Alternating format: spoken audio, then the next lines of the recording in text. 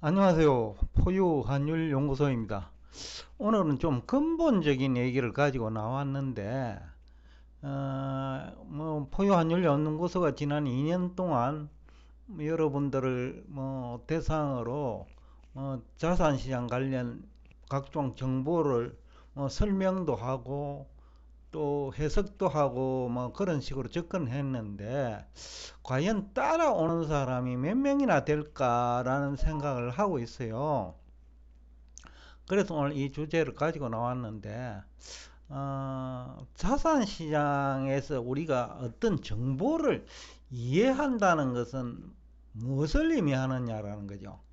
좀 어려운 얘기도 한데, 그러면서 또 근본적인 얘기고, 왜 이 주제를 가지고 나왔느냐면, 지난해 이후, 2022년 1월 이후죠. 지금 2023년 9월이 다 됐는데, 1년 6개월 이상, 약 한 98% 이상 국내 경제 전문가들은 수요 공급 이론에 대한 이해 부족으로 경제 전망에도 실패하고 환율이나 주가 지수 전망에 실패했죠. 부동산도 마찬가지고요. 가상자산도 예외가 아니고. 그러니까 수요 공급 이론을 모두 다 아는 것처럼 다 생각하잖아요. 특히 스카이대 출신 그 경제 경영학 전공자나 또 교수들까지 수요 공급 이론 모른다고 생각하는 사람은 없을 거예요. 그런데 지난 1년 이상 길게 보면 3년인데 3년 이상 수요 공급 이론 이거 몰라가지고 다 중국 경제 전망에 실패했고 미국 경제 전망에 실패했고 일본 경제 전망에 실패했죠. 결국 총 수요 총 공급 이론이에요. 개별 재화와 서비스를 총합한 것이 총 수요와 총 공급이죠. 근데 이게 안 된다라는 거죠. 뭐 어떤 분은 이론을 이해를 못하고 이제 암기를 했는데 본인들은 이해를 했다고 생각을 하지요. 그래서 오늘 제가 그 수요 공급 이론 중에서 그 세로축을 그 가격이라도 되고 물가도 되고 금리도 되고죠. 금리도 가격이고 물가도 가격이니까 세로축을 이제 가격이라고 보고 가로축을 이제 수량, 생산량, GDP 이런 거를 이제 그 가정을 하고 우리가 얘기를 할 수 있는데 이때 이 가격이란 뭐냐라는 거지. 가격. 금리란 뭐고 물가란 뭐고 환율이란 뭐냐는 거죠. 그것들이 다 가격이니까 물가도 가격이고 그 다음에 금리도 가격이고 그 다음에 환율도 가격이죠. 그런데 이 가격이란 뭐냐? 이걸 제대로 또 아는 사람 없어요. 가격이란 뭐냐고 물어보면 그저 수요와 공급에 의해서 결정되는 것이 가격이다. 그런데 왜 가격 전망이 안 되죠? 그거 잘 알면서 수요와 공급에 의해서 가격이 결정된다는데 왜 환율 잘 몰라요? 또 왜 금리 잘 몰라요? 그리고 물가 왜 잘 모르고 다 잘 모른단 말이죠. 수요 공급이론은 모두 다 알아요. 그런데 그걸 응용하라 하면 99%의 경제학자도 응용이 안 되고 경제 경영을 전공한 사람도 응용이 안 된다는 거죠. 그래서 가격이란 뭐냐?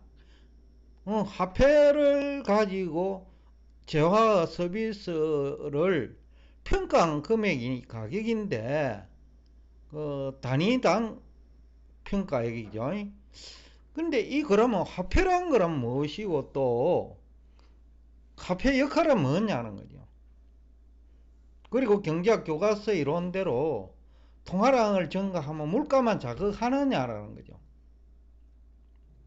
다들 그렇게 생각을 하고 있다는 거죠. 또 통화량을 줄이면 물가가 하락하는 것처럼 또 생각하는 사람도 있다라는 거죠. 통화량이 준 케이스가 이제 IMF 같은 그런 상황이죠. 그런데 그때 물가가 뜁니다. 그러니까 통화량이 준다고 물가가 내리는 것만도 아니고, 통화량이 증가한다고 물가가 상승한다는 논리도 뭐 2% 부족한 것이 아니고 98% 부족한 1호이라는 거죠.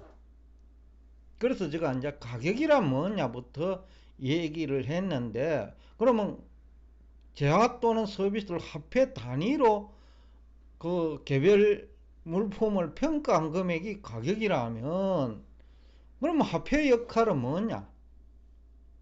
화폐 가치는 어떻게 결정되느냐, 또 그런 의문이 생긴다는 거죠. 그래서 이해한다는 것이 여러분이 그만큼 어렵다는 얘기예요. 그런데 수요 공급이론 뭐 얄팍한 지식, 수능 정도 시험, 뭐 우리나라 대학 교수들은 뭐 수능 시험 치는 뭐 중고등학생 수준 정도의 뭐 실력이라고 봐요. 그러니까 응용이 안 되는 거지요.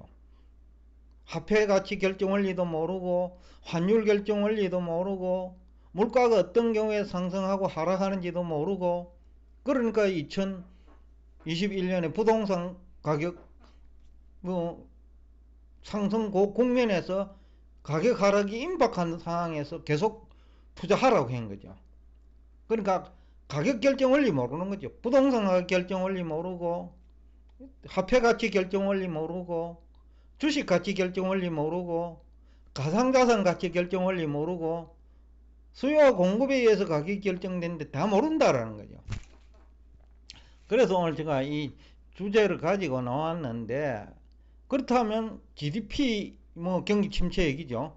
총 수요와 총 공급에 의해서 GDP가 결정되는데, 어떤 환경에서 총 수요는 증가하고 총 공급은 증가하느냐라는 거죠. 2022년 뭐 2분기 이후에 다 미국 경제 침체가 된다고 했는데, 그때부터 2022년부터 침체된다 한 거예요. 원래만 침체된다고 한 거 아니에요. 그러면 총 수요가 감소한다고 본 거예요. 근데 왜 그 경제학을 전공한 경제학자 또는 경제 전문가들이 왜 안 되느냐라는 거죠. 그래서 제가 이제 뭐 여러 가지 여기서 여러분들이 공부를 어떻게 해야 되느냐라는 것을 좀 일깨워 주기 위해서 자산시장 관련 정보를 이해한다는 것을 설명하기 위해서 이제 수요 공급 이론을 가지고 온 거예요.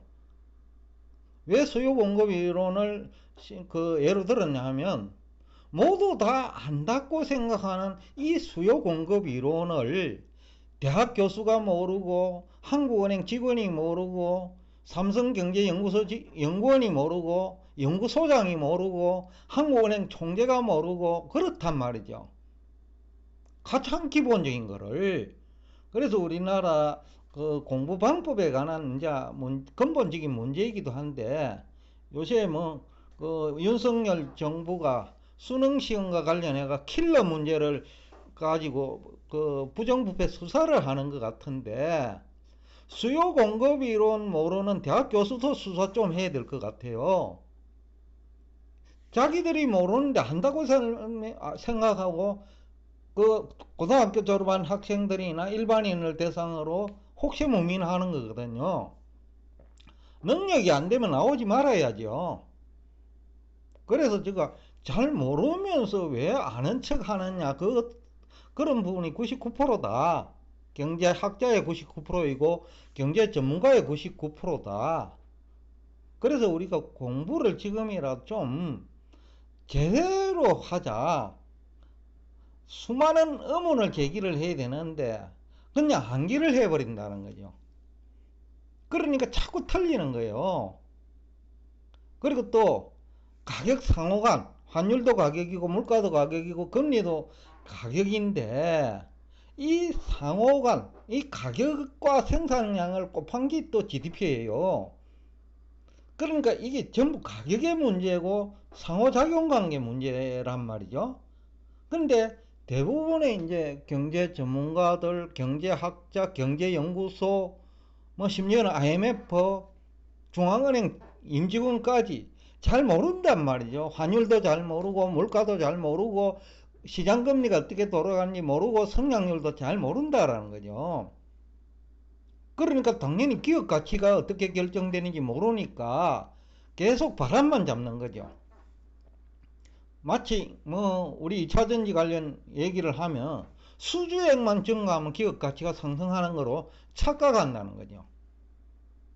대응 잘 못하면 수주 아무리 잘 못해도 많이 해도 효과 없어요.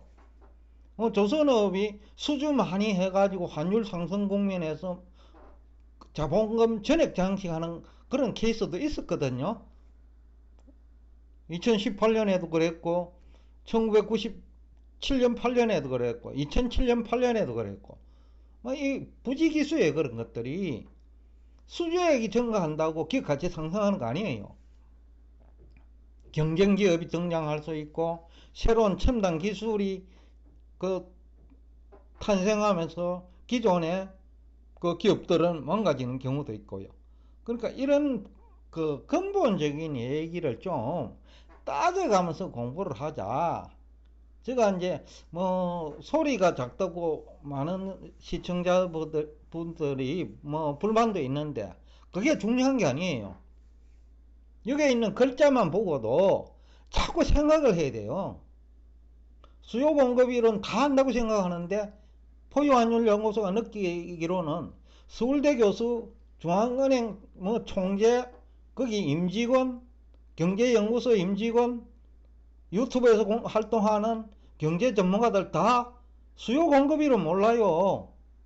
그래서 수요 공급에 관한 경제 성장률이라든지 환율이라든지 금리라든지 가상자산, 주가 전망 다 실패하는 거예요.